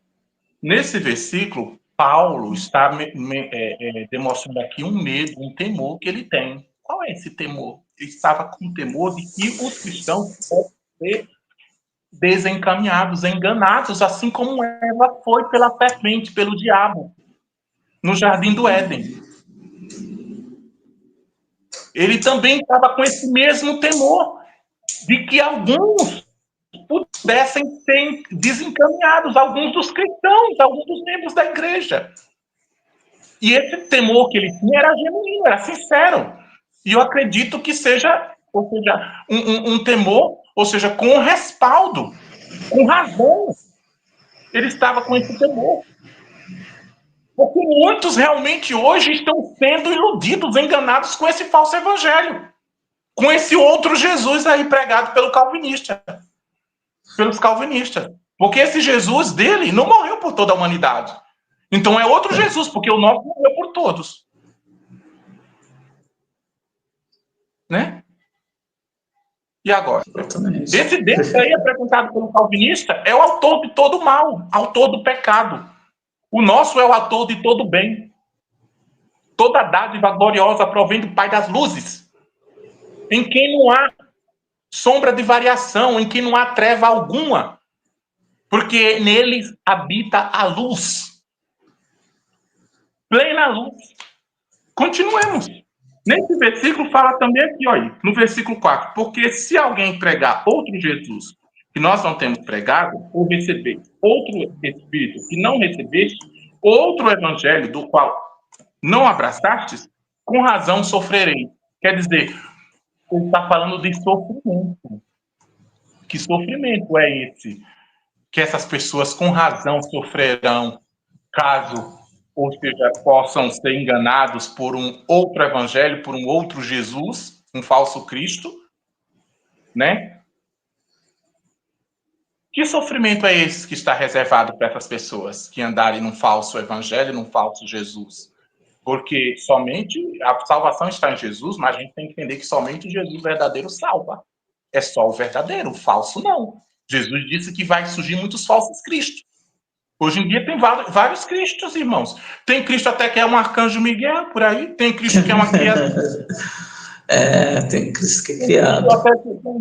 Tem Cristo até que era comunista, segundo alguns. Tem Cristo que era gay, que era LGBT. Tem Cristo que morreu numa estaca, não foi crucificado. Tem Cristo que não ressuscitou. Tem vários Cristos, todos a versão de Cristo são o Cristo verdadeiro da Bíblia, é o Cristo dos evangelhos que os apóstolos creram e ensinaram para a igreja. Então, o Cristo verdadeiro salva, agora os falsos não pode salvar. Essa salvação que eles acham que tem, irmão, na verdade, é um espírito de engano, é uma falsa segurança, é uma falsa certeza, é uma falsa salvação, que na verdade ali é o que é uma soberbia, uma exaltação própria, um ego humano, está bem massageado, irmão, está sendo camuflada como certeza de salvação. Mas vamos mostrar, vamos continuar desmascarando aqui. Mais um versículo bíblico. Olha só, para provar. 2 João, Aliás, 2 João, versículo 8 e 9, porque eles não têm capítulo, né? 2 João, versículos 8 e 9. Vamos ler. Segunda epístola do apóstolo João, versículo 8 e 9.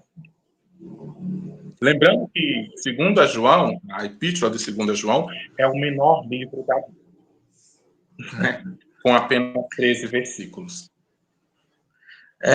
Cuidem de vocês mesmos para que não percam o que temos realizado com esforço, mas para que recebam o galardão completo.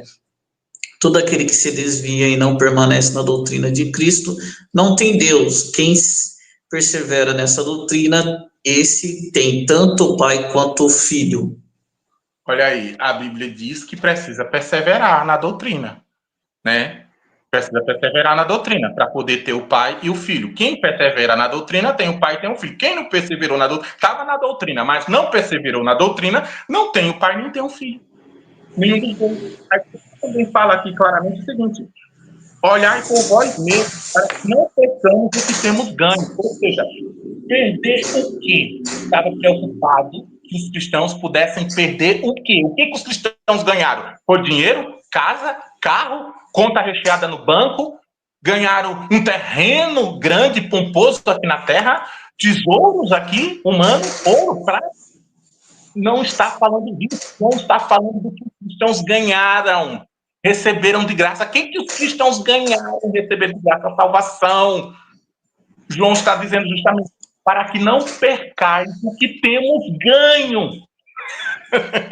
Nós ganhamos, foi um presente de Deus, mas nós podemos perder se não perseverarmos na doutrina de Cristo. Entendeu? Se não perseverar na doutrina, podemos perder aquilo que temos ganho. O apóstolo está falando aqui, preocupado, Então, se o próprio apóstolo João se preocupou com isso, por que também nós não podemos se preocupar? É errado nós não se preocupar, ou seja, em relação à salvação, nós temos que se preocupar, nós temos que fazer o que tiver ao nosso alcance para ficarmos firmes até o fim. Porque a responsabilidade também é humana, viu? Não é Deus que faz tudo por nós, nós devemos ficar de braços cruzados, não. Nem Jesus morreu de braços cruzados. Nem Jesus morreu de braços cruzados. Aí você quer ficar de braços cruzados, né? Quer ficar de braços cruzados e acha que Deus vai vir fazer tudo por você. Irmão, o que é impossível aos homens, Deus faz. Mas aquilo que é possível da gente fazer, é nós que tem que fazer. Quando Jesus ele foi ressuscitar Lázaro dos mortos, Jesus ressuscitou a Lázaro, mas antes dele ressuscitar, ele mandou os homens tirarem a pedra, remover a pedra. Por que remover a pedra? Os homens tinham condição de remover. Se era colocar um esforcinho, removia a pedra. Agora, ressuscitar um morto, ninguém tinha condição de fazer, a não ser o próprio Jesus, que é a própria ressurreição e a vida. Ele disse, eu sou a ressurreição e a vida. Então, nós precisamos fazer também a vontade de Deus. Por que nós precisamos fazer a vontade de Deus? O próprio Jesus disse, eu estou a porta.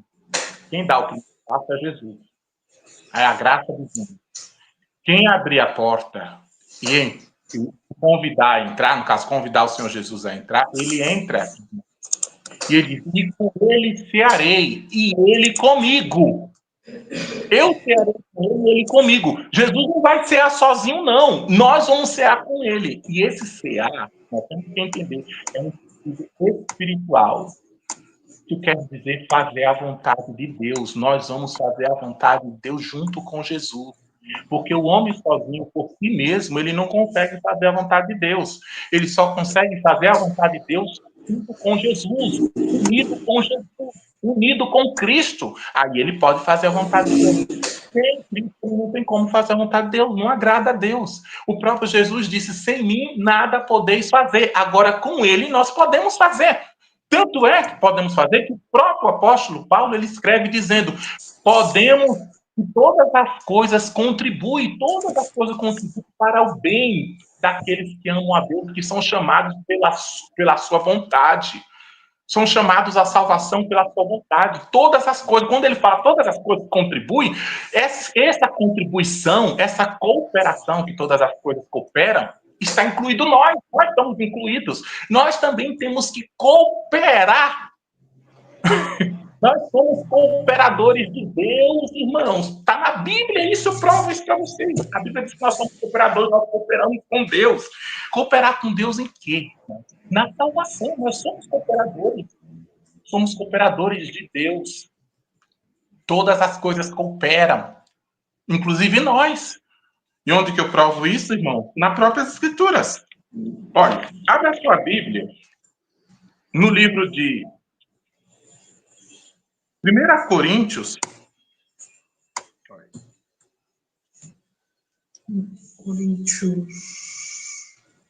Isso. No capítulo 3, versículo 9. 1 Coríntios 3, 9. Porque somos cooperadores de Deus, vós sois a lavoura e o edifício de Deus. E agora? Nós somos cooperadores de Deus. Estamos cooperando também. Nós fazemos parte dessa cooperação. Cooperar com o quê? Cooperar com o quê? Nós cooperamos com o quê? Com Deus.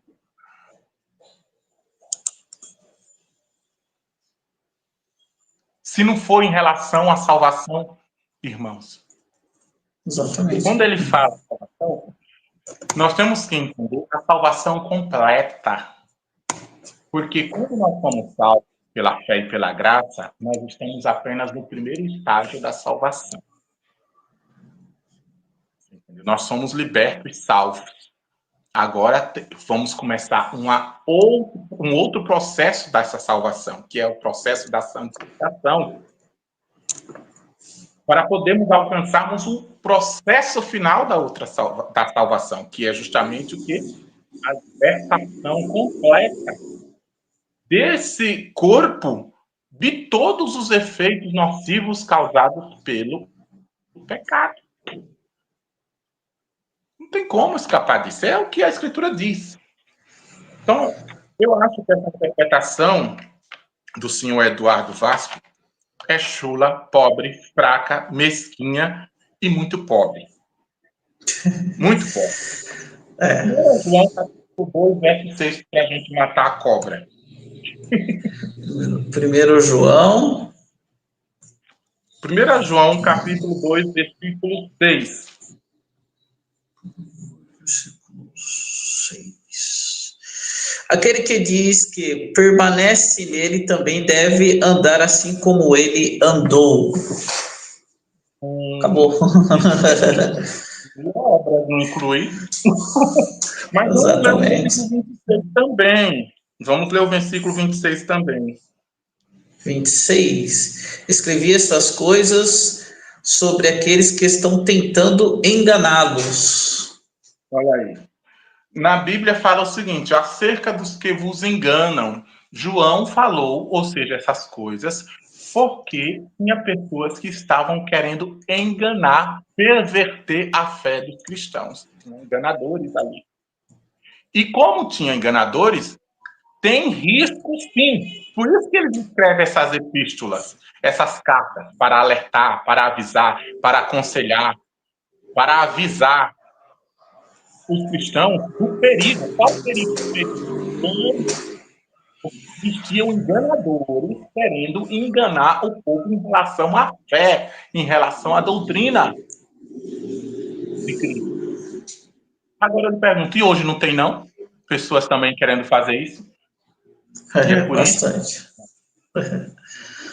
Por isso, justamente, exatamente por esse motivo, né, que a congregação cristã no Brasil se preocupa com os fiéis e sempre, irmãos, aconselha por meio de circulares a nossa irmandade sobre o perigo doutrinal, sobre o perigo de heresias, sobre o perigo de vãs filosofias e sutilezas humanas. Tá? Agora, irmão, tem mais outra questão ou acho que já foi suficiente? Minha esposa está me chamando ali, acho que vou ter que terminar aqui. Mas foi uma live muito aproveitosa. Eu acho que ficou bem claro que duas coisas, né? Que o Eduardo Vasco ele é calvinista, acho que está bem claro isso aí, pelos versos que ele citou. Tá bem claro isso. E que não entende nada de Bíblia também. Ele é calvinista e não entende nada de Bíblia. As duas coisas a gente já entendeu aí. Tá? Então eu vou passar aqui para o irmão Beto fazer as considerações finais dele aí. Fica à vontade, irmão Beto. Então, eu lamento, né, pela, assim, uma pessoa presta um grande desserviço para assim, o país, para os leitores, assim, uma obra tão tendenciosa, tão, assim, mal interpretada, né, fazendo mau uso dos versículos bíblicos, interpretando eles fora do contexto, pincelando os textos, dando um sentido totalmente contrário, colocando as suas filosofias ali no texto forçosamente, assim, bem tendencioso, uma obra assim, que eu vou dizer, viu, é uma perca de tempo quem compra um livro desse e quem vai ler isso aí. Nós, lamentavelmente, tivemos que perder um pouco de tempo para poder ler para poder fazer essa reputação. Não fizemos isso satisfeito. Não lemos esse livro assim, com alegria, com regozijo. Não. Então, assim, é uma péssima obra, eu não recomendo, né? E, assim, não compraria, não indicaria, né? Acho que tem grandes, assim, erros de interpretações, é enviesado, totalmente enviesado com calvinismo. Só basta ter quem lê esse livro percebe claramente, né, que é de uma pessoa revoltosa, forosa contra a congregação cristã no Brasil. Algum problema pessoal, né, que ele deve ter tido com alguém da instituição, nesse sentido. Não sabemos o que. Então, assim, é o que pode justificar esse tipo de livro, esse tipo de material, esse tipo de conteúdo. E quem se apoia nesse tipo de livro, de material e conteúdo, eu não sei quem é mais pior, quem fez o livro ou quem, assim, acredita e lê essas falácias, né, como sendo algo concreto, verdadeiro, genuíno. Outra coisa também, eu queria também aqui, caso o senhor Eduardo Vasco se sinta, assim, com o direito de querer dar uma resposta, né? Eu estou aqui, né? O irmão Everton tem o meu contato, sabe? Fala comigo constantemente, tem acesso à minha pessoa, no caso.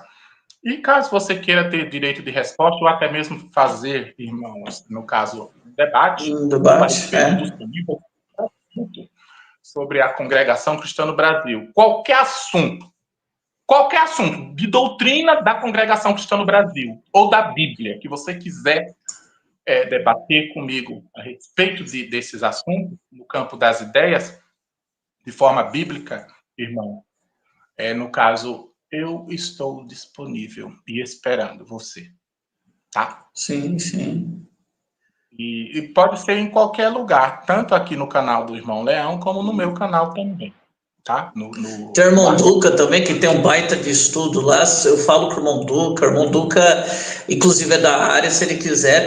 A gente tem bastante recurso aqui, é só ele ter vontade. Eu digo isso porque eu já trabalhei muito na área da apologética, irmãos, e trabalho até hoje, e assim, e eu tenho lidado com muitos calvinistas, já sei um pouco sobre as táticas deles, né? Sim, sim. E já fiz algum debate, inclusive, no Arca Cristã, com alguns calvinistas. Então, assim, eu reitero, né? Se você se sentir querer o direito de resposta, não se agradou, não se contentou com as verdades que foi aqui falada e com o seu livro que foi aqui exposto diante de todos aqui, a mais interpretação que você fez dos versículos bíblicos utilizando o seu livro Fajuta para atacar a congregação no Brasil, né? Nós estamos aqui a qualquer momento, tá? Que você queira e quiser. Não tem nada pessoal contra o senhor, porque eu não sei nada sobre a sua vida e nem me interessa saber, né? Mas em relação às verdades, às calúnias e informações que você faz contra a fé e contra o meu povo, contra a minha irmandade, eu estou sim aqui disposto a assim, aderir a essa luta, a essa causa, tá? A hora que você quiser. Não só hoje, mas também que aqui esteja e também queira, tá? Esse convite se estende a vocês também, que são opositores e que querem também, assim, ridicularizar, atacar e menosprezar a nossa fé que temos no Senhor Jesus e que servimos a Deus na doutrina apostólica que está na Congregação Cristã no Brasil, tá?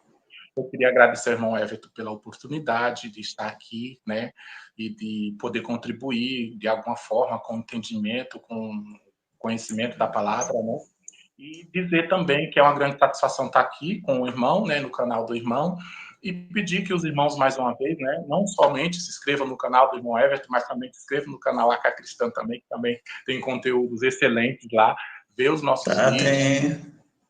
Tem o irmão Marcelo também.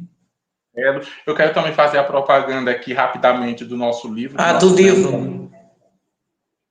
Fizemos um livro que chama-se Apologética, a Doutrina da Congregação Cristã no Brasil. Nesse livro, irmãos, é um livro de apenas 40 páginas, ou seja, é um livro pequeno, não é grosso, né? É um livro fino, assim, não é exaustivo, uma leitura simples, didática, uma linguagem acessível ao público e, assim, nós abordamos temas bem assim complexos na Congregação Cristã no Brasil e falamos justamente desses temas, né, sobre as várias doutrinas, né, fala sobre a questão do Espírito Santo, a questão do véu, a questão do dízimo, do porquê que nós somos dizimistas, nós falamos também a questão sobre os pontos de doutrina da Congregação Cristã no Brasil, porque a polêmica a respeito da palavra contém ponto de doutrina, sobre a questão do batismo.